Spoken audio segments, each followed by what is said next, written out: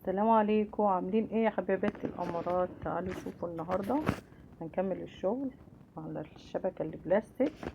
مش لازم زي ما قلنا قبل كده انك تكوني تعرفي كروشيه عشان تشتغل الشبكه البلاستيك دي، ممكن اي حد يشتغلها وبسيطه وسهله جدا. تعالوا كده نبتدي ونقول بسم الله الرحمن الرحيم.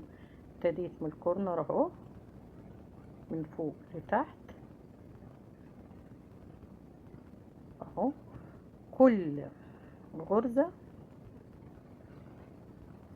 بالي الافتها اهو عشان ما اطلعش وادخل فيها، تبقى اسرع الشغلانه دي.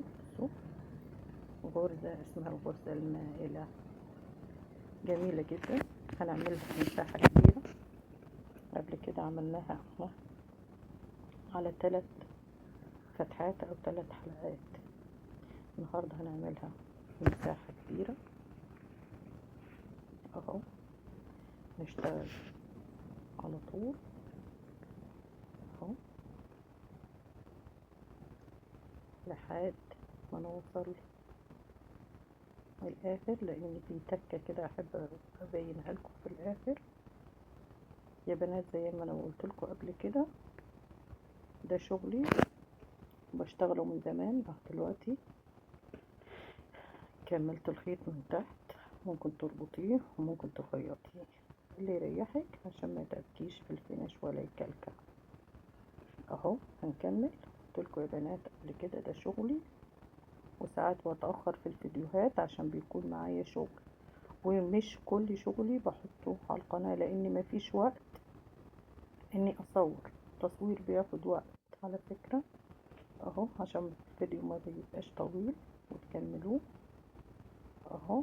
اهم حتة انا عايزة اوريها لكم اللي هي الكورنر اللي في الاخر ده اهو. بصوا